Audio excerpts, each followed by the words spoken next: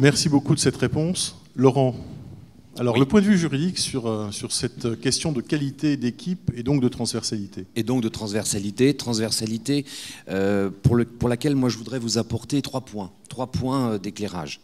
Le premier, ça concerne l'encadrement juridique de cette transversalité. Ça fait quand même quelques années maintenant que j'exerce dans le monde de la santé, donc cette transversalité, je l'ai vue à travers les réseaux de santé, je l'ai vue à travers le développement d'un certain nombre de modules juridiques. Moi, ce que je peux constater au regard de ce qui se passe sur le terrain, c'est que nous avons aujourd'hui une grande quantité de briques. La première, c'est très certainement, et elle est très intéressante, celle qui est née il y a 11 ans, c'est la maison de santé. C'est un vrai succès, elle se développe bien, elle permet de regrouper les professionnels, avec une grande liberté d'ailleurs dans la forme juridique, mais une liberté que, et vous allez comprendre pourquoi je vais vous dire ça, qui se trouve aujourd'hui limitée par le mode de financement et qui conduit et qui induit plus particulièrement la création de SISA, ces fameuses sociétés interprofessionnelles, et qui pose une vraie question et une vraie difficulté quant aux perspectives de développement de cette transversalité. Pourquoi je vous dis ça? Parce que la maison de santé, regroupement de professionnels, il faut qu'on arrive à débloquer, il faut qu'on arrive à trouver des modes de fonctionnement où chacun puisse s'y retrouver, mais qui soient aussi protecteurs. Conduire à une SISA, qui est la seule qui aujourd'hui permet de bénéficier de certains financements, vous savez, depuis l'accord conventionnel interprofessionnel de juillet 2017, ça ne peut être qu'à travers cette SISA. Mais la SISA, c'est une société civile, donc avec un problème de responsabilité à la clé.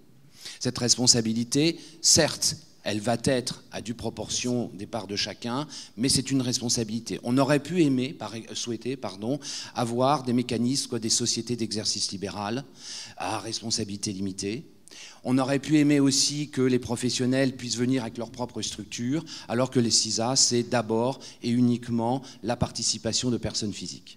Et puisqu'on en est à un moment où on réfléchit aux évolutions du système, je pense qu'une première amorce serait une simplification, serait une clarification sur le mode juridique de regroupement des professionnels dans cet exercice en commun.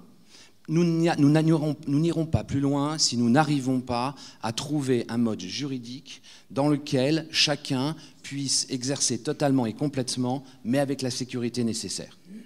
La deuxième remarque que je fais sur l'encadrement juridique, c'est que nous avons aujourd'hui un certain nombre de briques et il va falloir aussi les clarifier. On a le réseau de santé au niveau territorial, nous avons le travail du CLIC, nous avons eu les MAIA et nous avons vu apparaître les communautés professionnelles de territoire de santé, les fameuses CPTS. À titre personnel, moi je pense que les CPTS sont un mode extrêmement intéressant d'organisation, puisque c'est non seulement le regroupement des professionnels de santé et des équipes de soins primaires, mais c'est aussi la possibilité d'y associer le médico-social, d'y associer l'ensemble des acteurs, les établissements de santé. Pour moi, c'est un petit peu ce chaînon manquant.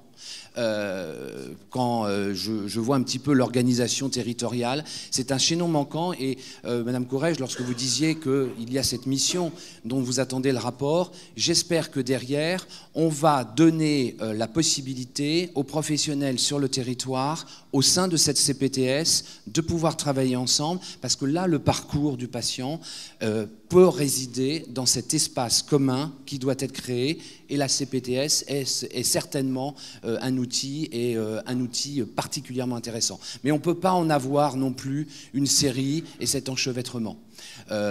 On parlait tout à l'heure, vous parliez donc effectivement de cette plateforme d'appui. On voit bien que là, il va falloir réfléchir territorialement de manière à ce qu'on ait une mise en cohérence de l'ensemble, de façon à ce qu'on puisse avoir cette fluidité de la maison de santé ou centre de santé jusqu'au dernier niveau du second recours, mais avec la possibilité de ces espaces où on trouve cette sécurité juridique. Et cette sécurité juridique, je voudrais revenir aussi sur deux autres aspects.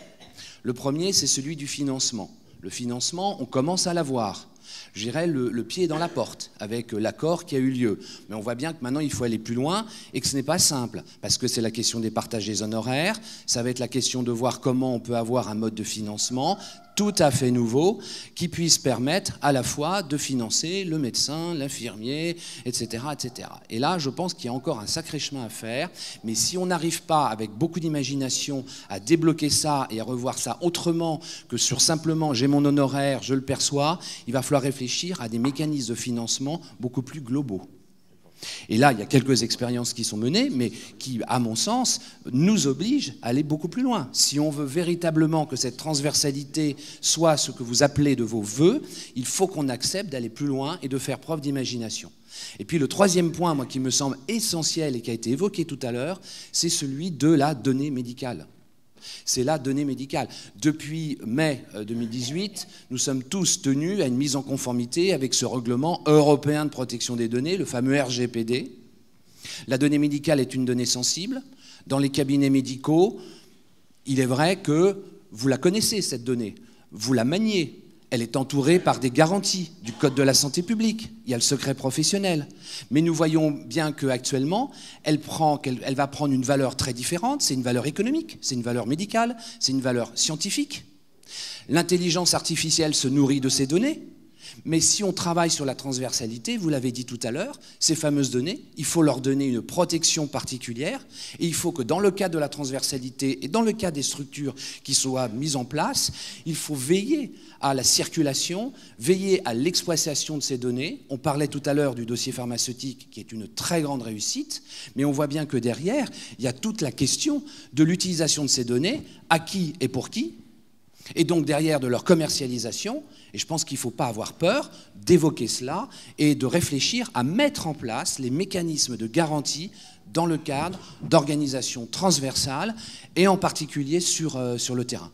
Donc vraiment pour moi, la transversalité aujourd'hui, son développement que nous attendons tous, et on l'entend bien à travers les débats, exige très certainement à la fois une clarification de l'encadrement juridique, pour permettre aux professionnels, comme le disait tout à l'heure monsieur, de ne pas se préoccuper, de dire qu'est-ce que je vais faire, comment je vais faire, mais alors moi, etc. Il faut donner cette liberté aux professionnels, cette liberté aux professionnels, de façon à ce qu'ils puissent exercer sereinement.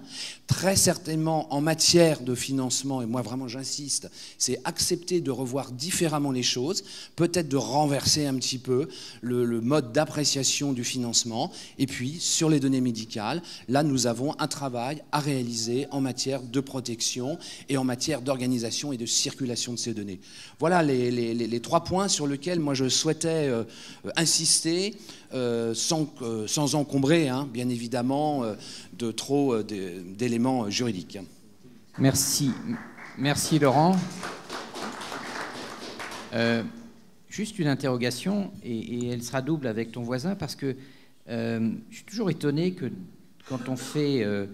quand on énonce les différentes formes juridiques qui permettent le travail en commun, dans le domaine médical, on évoque très peu la coopération, au sens de la coopérative.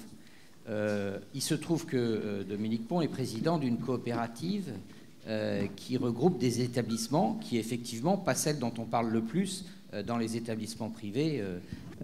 L'un de vous et M. Bensoussan en a beaucoup parlé tout à l'heure. Est-ce que ça a un sens, la coopérative, dans le domaine de l'exercice médical ou pas, ou ça n'a pas d'avenir? Alors, d'abord, ça a un passé. La coopérative a eu un passé avorté. Il y a eu, souviens-toi, des tentatives, c'était à travers la loi HPST, il y a eu plusieurs tentatives qui ont échoué, et je dirais probablement parce qu'il était trop tôt. Probablement parce que les cabinets n'étaient pas encore prêts à s'engager dans cette voie. Mais désormais, alors je ne connais pas votre coopérative, mais désormais, moi je crois que ça fait partie des pistes que l'on doit explorer, notamment pour faciliter le regroupement des uns et des autres. Je vous entendais tout à l'heure parler de la fédération de l'ensemble des ERPS. Ce mécanisme-là vous permet, donc les uns et les autres, d'être ce que vous êtes, mais en même temps de travailler ensemble. L'intérêt de la coopérative, elle est là. C'est-à-dire qu'on a là un mode juridique très particulier, qui est chacun conserve en fait son indépendance, ce qu'il est, mais dans un dispositif où je peux mutualiser l'ensemble des moyens, Je limite aussi ma responsabilité, parce que vraiment, moi, j'insiste sur cela. Il faut être extrêmement, extrêmement précautionneux quand on est sur un site, qu'on va avoir un bail, que certains s'en vont, ou lorsque vous avez des investissements, de manière à ne pas obérer la vie de l'ensemble du groupe. Donc ça permet de limiter la responsabilité, et puis ça permet aussi, derrière, de pouvoir partager des financements, partager des recettes. Donc je crois que, et tu as bien raison, moi je pense que ce serait une piste très intéressante que de relancer cette notion de coopérative, on dirait pluriprofessionnelle. Mais bon, pour le moment, je ne pense pas que ce soit véritablement d'actualité. Mais c'est une piste. C'est une coopérative un peu particulière, parce que ce n'est pas des professionnels, c'est des établissements. Mais quand même... Ouais, l'idée, on est exactement dans le cadre de la coopération. Bon, l'idée, l'idée générale, c'était d'essayer de trouver une alternative à la concentration capitalistique des grands fonds internationaux qui viennent dans le secteur, en disant, bon, les quelques artisans encore qui existent encore et qui survivent, comme la clinique Pasteur à Toulouse, les indépendants, les cliniques appartiennent aux médecins, sans fusion capitalistique, est-ce qu'il y a un moyen de gagner en efficience et de gagner en solidarité par un modèle qui soit non capitalistique? Donc on a créé une coopérative qui est une coopérative d'établissement avec un principe qui est le principe coopératif, qui à mon avis a du sens. C'est quelle que soit la taille de l'établissement, un coopérateur égale une voix. Donc voilà, le petit établissement, il a autant de poids. En revanche, on cotise aux frais en fonction de son chiffre d'affaires.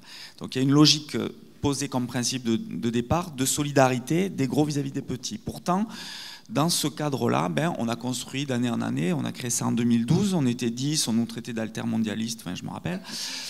Et aujourd'hui, on est 150, on pèse 2,5 milliards, on commence à expérimenter en vrai depuis plusieurs années ce modèle-là qui redonne des perspectives, qui redonne de l'espoir à des cliniques dont on avait l'impression que leur modèle était foutu. Donc moi, je crois qu'il y a quelque chose d'intéressant là-dedans parce que c'est une façon de réinventer le travail en collectif en allant du bas vers le haut et pas du haut vers le bas. Moi, je suis président d'une coopérative, je ne sers presque à rien, quoi. C'est les gens de terrain qui travaillent et qui construisent des projets, j'aide juste à ce qu'ils les construisent. Il me semble que dans le secteur de la santé, c'est une piste qui a du sens, ça. Ouais. Philippe Boutin, oui. Je voudrais rebondir sur la problématique des confrères guyanais signalée tout à l'heure.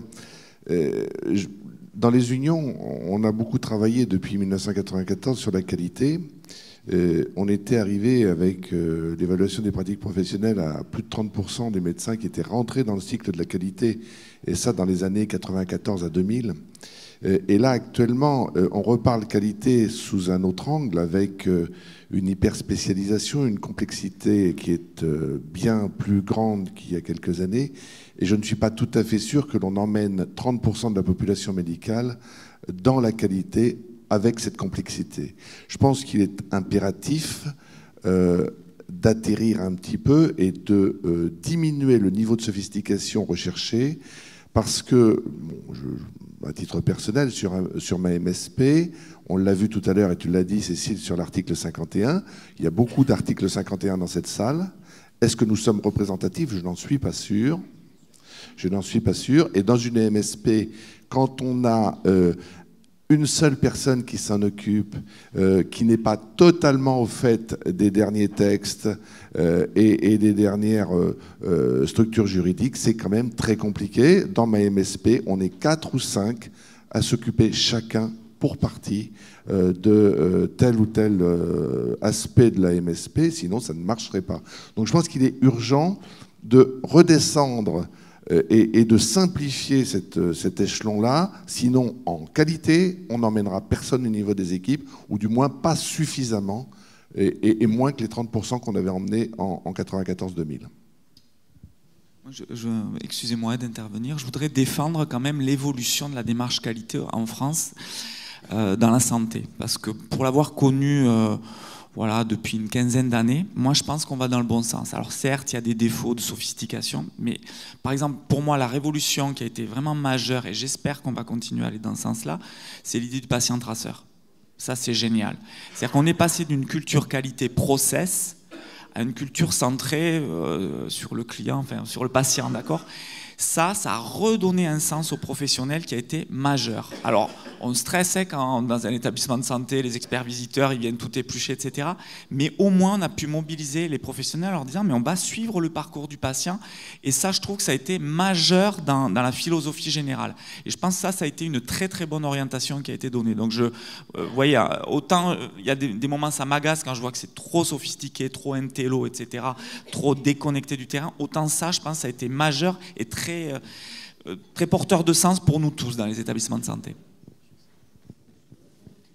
Je pense que un des problèmes, c'est aussi qu'est-ce qu'on met derrière le mot qualité. Parce que des fois, ce qu'on appelle indicateur de qualité, c'est vraiment pas des indicateurs qualité.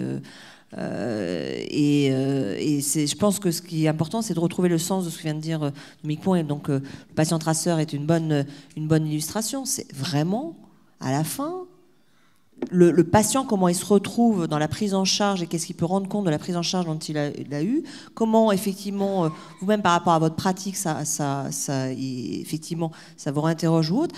On doit retrouver cette dimension et c'est peut-être ça qu'on a perdu au fur et à mesure parce qu'on a mis dans l'indicateur qualité tout. Quand je dis tout à l'heure, dans l'indicateur qualité, il y a aussi effectivement à quelle heure arrivent les repas. On met à côté des sujets qui sont liés à des sujets d'organisation ou à des sujets, je dirais, qui sont importants parce que ça renvoie à la satisfaction aussi, bien entendu. Mais là, ce qu'on parle qualité, enfin moi j'ai pensé que c'est dans ce sens-là qu'on a pu, pour les uns et les autres, porter, je pense, nos propos. C'est par rapport, effectivement, à la fin, au niveau du médical, du soignant. Et c'est ça aussi qu'il faut peut-être qu'on remette. On a été peut-être trop dans le process, mais aussi parce que, à défaut d'avoir autre chose, parce que c'est pas facile à calculer, à mesurer et à évaluer ensuite quand on rentre effectivement dans cette dimension-là. Donc effectivement, par défaut aussi, on a souvent été ramené au process. Et aujourd'hui, je pense aussi, il y a cette confusion-là qui fait que quand on parle qualité, ou quand vous parle qualité, ça vous renvoie aussi à des expériences précédentes où vous vous renvoyez à des indicateurs de process, où on vous demandait de rendre compte de telle chose et de cocher vos différentes croix dans les différents dispositifs de remontée. Donc il y a aussi peut-être un enjeu de réinventer aussi ensemble la notion de qualité. Juste un petit commentaire sur le patient traceur en soins primaires, parce qu'on parle en établissement, mais il y a des équipes de soins primaires qui font ce type d'évaluation avec un questionnaire remis aux patients. Et c'est un truc tout simple, tout bête, qui devrait être quasiment, j'allais dire, obligatoire. Ça devrait être un process qui devrait être fait dans toutes les équipes de soins primaires, parce que ça remet en question des organisations. Juste un mot pour répondre à Dominique. Oui, patient traceur, la prochaine, on a deux mots essentiels pour la prochaine version de la certification. C'est essentiellement patient traceur, faire que ça, mais attention, ça a une conséquence, c'est qu'il faut que les collègues s'impliquent dans le process. Parce que ça dépendra totalement de la qualité des experts visiteurs. C'est beaucoup plus facile pour eux de cocher des référentiels que de discuter avec des équipes pour voir quelle est leur démarche qualité. Or, c'est ça qu'il faut. C'est pas normer. On est obligé de normer un peu si on veut financer, si on veut évaluer. Mais l'important, c'est la démarche. Voilà. Donc là, j'en profite, j'appelle les collègues, et en particulier libéraux, parce qu'on nous reproche souvent de ne pas discuter assez avec le monde libéral, mais on a besoin d'eux pour qu'ils viennent dans nos groupes de travail, dans les experts visiteurs, parce que sinon, comment on va évaluer les maisons de santé ou les soins primaires s'il n'y a pas de médecins libéraux qui nous aident? On ne saura pas le faire. Nous, on est juste un outil d'appui. L'autre point qui a été quand même majeur dans les orientations qui ont été données, et moi je trouve que c'est super, pourtant bon, c'est pas facile quand vous êtes directeur d'un établissement, c'est la notion de satisfaction patient. Ils satisfont, parce que moi j'étais persuadé qu'il y a plein de trucs où on était super bon, et quand je voyais que les indicateurs ne s'amélioraient pas, ben on s'est remis en question, et ça je pense c'est une vraie vision de la qualité. Et ça fait unanimité, même si on n'est pas toujours content quand on s'aperçoit que les patients ne sont pas contents de ceci ou cela. Donc le patient traceur et la satisfaction patient, c'est redonner cette place-là, ça redonne le sens. Pour moi, ça c'est majeur dans l'orientation qui a été donnée ces dernières années. Oui, Jacques-Baptiste Tony, médecin généraliste et président d'MG France. Je voudrais revenir sur deux notions dont on vient de parler à travers l'intervention de Maître Oudard. à la fois sur les CPTS et sur la notion de coopérative qui me paraît quelque chose d'intéressant. Sur les CPTS, il y a deux questions qui vont se poser très vite. La première, c'est d'outiller les CPTS. Hein, et l'enjeu qu'on voit poindre de plus en plus, c'est l'organisation, parallèlement à une organisation hospitalière qui existe déjà, l'organisation des soins de ville. Et l'enjeu principal, c'est de leur donner un visage à ces soins de ville, de leur permettre de discuter, je dirais presque d'égal à égal, avec leurs interlocuteurs naturels que sont les hôpitaux, les CME, le médico-social aussi.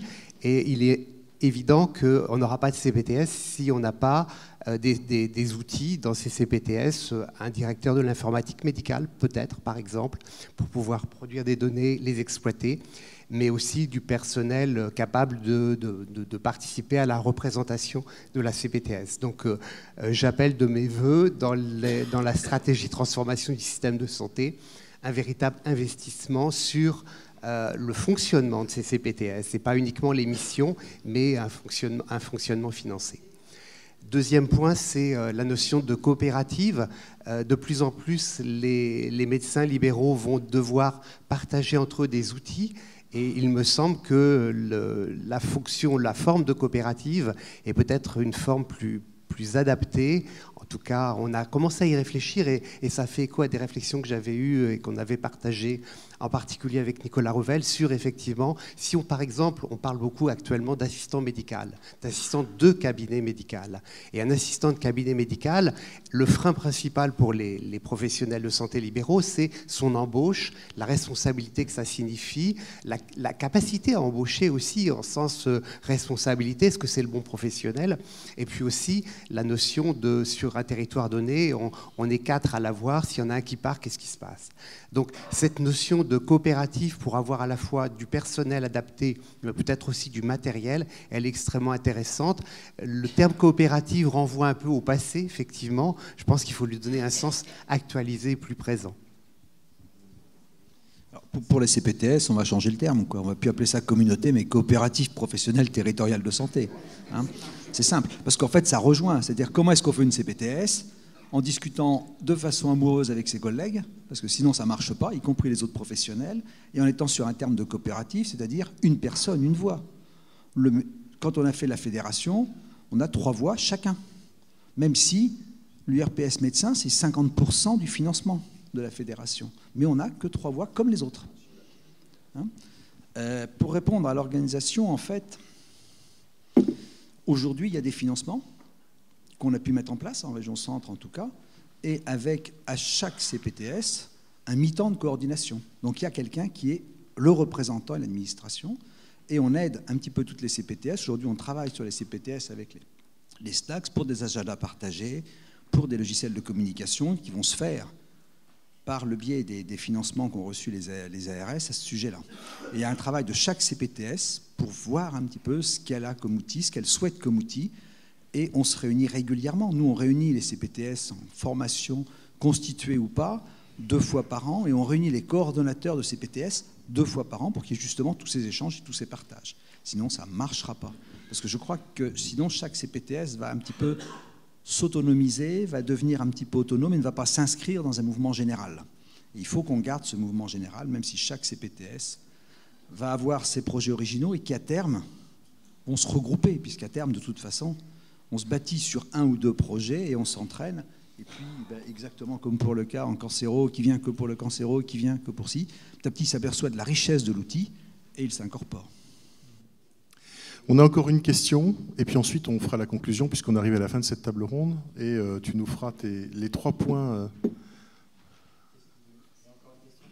J'ai encore une question, là. Je suis gardien du temps. C'est pas facile, je sais, mais c'est comme ça. 11h, c'est 11h, parce qu'après on a encore 2 tables rondes. Merci, Corinne Sauter, RPS Centre Val-de-Loire. On parle de la qualité en santé, on ne parle pas de la santé de la qualité, et on ne parle pas des professionnels de santé et de leur qualité de santé. Ça, c'est un sujet qui n'est jamais abordé. Et pour bien soigner les gens, il faut être en bonne santé, il faut être bien dans sa tête, il faut bien dans son corps. Et on est toujours en train de parler de process, de procédures, d'amour soit, mais pour aimer, il faut être en bonne santé aussi. Et quand on est En mauvaise santé, on peut aimer, mais c'est vrai que c'est partagé, mais il nous manque quelque chose. Et dans le Centre Val-de-Loire, entre autres, on a fait une commission de qualité de soins, qualité de santé des professionnels de santé, et ça c'est très très important. Et je suis un peu triste qu'on n'en parle pas, parce que la qualité des personnels de santé, qui sont les professionnels de santé et les professionnels de la santé, puisque effectivement il y a un gros problème en France, où on a deux choses avec les professionnels de santé et les professionnels de santé, ce qui pose des problèmes dans les CPTS et ce qui pose des problèmes aussi dans les MSP. Mais je pense qu'il serait important de ne pas juger un médecin par rapport à un délit de statistique, à ce qu'il fait. C'est quelque chose de très important par rapport à l'image qu'il porte, par rapport à ce qu'il donne et ce qu'il reçoit, puisqu'en fait, on a tous un biais de recrutement dans les professionnels de santé, c'est qu'on vit à travers les autres. Et ça, on l'oublie beaucoup. Et la formation que j'ai eue, moi, en tant que médecin, qui est une formation, j'ai eu la chance de partager avec beaucoup de médecins humanistes, qui n'étaient pas de vieille France, mais qui étaient des gens qui savaient penser, qui avaient une autre formation aussi initiale, c'est-à-dire que ce n'était pas jugé sur des notes obtenues en mathématiques, en physique et en autres qualités qui ne sont pas toujours indispensables pour la médecine. Mais le métier de médecin qu'on nous demande d'exercer aujourd'hui n'est plus du tout le métier qui correspond vraiment à un médecin. C'est un ingénieur en santé, c'est un businessman ou businesswoman de plus en plus maintenant. Ce sont des gens à qui on demande de...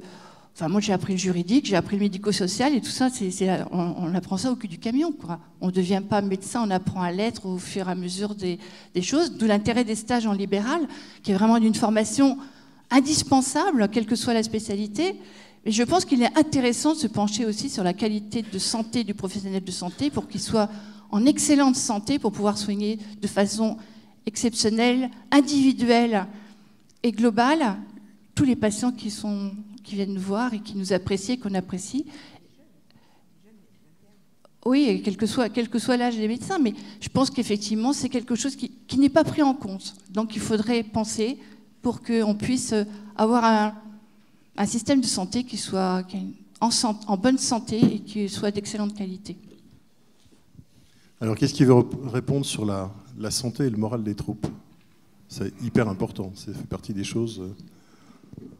On peut être tout à fait d'accord avec ce qui vient d'être dit, hein, et que la qualité du soin, elle est liée à sa disponibilité, parce qu'effectivement, on vit au travers des autres, vous l'avez très bien dit, et qu'on peut donner le meilleur de soi-même que si on est bien dans sa tête et dans son corps. Hein. C'est ça. Alors après, il y a l'URPS, par exemple, Nouvelle-Aquitaine, s'est penché là-dessus, aussi sur la qualité des soignants. C'est pas toujours facile de pénétrer le milieu des soignants aussi pour, je veux dire, apporter cette aide quand ils sont eux-mêmes en difficulté aussi. Parce que même si on y pense, c'est que fait-on ou comment on peut soutenir. Il y a des structures qui existent, on essaye de les valoriser au travers de certaines URPS, mais c'est pas facile de pénétrer des soignants en difficulté, enfin d'aller dans leur intimité et de les aider. Ça aussi, c'est un obstacle qu'il faut prendre en compte. Benoît, on arrive à la fin de cette table ronde. Les points saillants, qu'est-ce que tu as particulièrement remarqué? Évidemment, Dominique a imposé le mot amour, ce qui, de bon matin, est quand même singulier et peut-être... d'ailleurs, il a réveillé l'atmosphère. J'ai quand même 3 points qui me sont apparus. Le premier, c'est la revanche du médico-social. C'est assez étonnant pour ceux qui ont un peu de recul et le médico-social, ici à La Baule, en 12 ans, on n'a pas beaucoup parlé. On en a quelques fois parlé, mais très peu. Et aujourd'hui, ça devient presque un nouveau paradigme, peut-être un nouvel horizon. Bon, il ne faut pas oublier que le médico-social, c'est pas non plus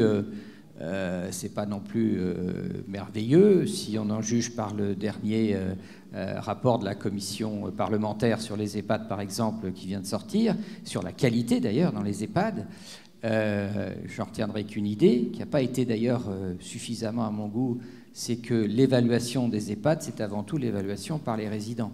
et que ça, on peut très bien en faire déjà sans doute une base. Enfin bon, c'est quand même très original, le fait que le médico-social est l'avenir du sanitaire. C'est fort. Le deuxième, c'est que dans une profession qui est caractérisée par le colloque singulier, expression qu'on n'a pas entendue une seule fois ce matin, on vient de parler pendant presque 2 heures de la capacité à travailler ensemble. Et alors je reviens encore une fois à l'amour de Dominique, il a très bien démontré que finalement la résolution de cette contradiction entre colloque singulier et travail en commun, c'est bien cela. Le seul moteur, c'est l'amour. Seulement, bon, après on est revenu à des considérations de réalité avec les 3 outils indispensables. L'outil numérique dont on peut enfin espérer qu'il se conjugue avec de l'humanisme. L'outil juridique, Laurent, en tant qu'avocat, nous a prouvé que l'outil juridique n'est pas d'abord une contrainte, mais que ça peut être vraiment un outil et une aide aussi au travail en commun. Et puis enfin, l'outil financier, peut-être là on a été un peu moins disert, mais on aura d'autres occasions dans la journée pour approfondir. Mais quand même, Cécile a bien dit que si au moins l'administration faisait des efforts pour être peut-être moins normative, elle est puissamment aidante pour faciliter ces expérimentations. Donc la journée est bien partie. Eh bien, c'est très bien. Écoutez, on peut vraiment vous remercier.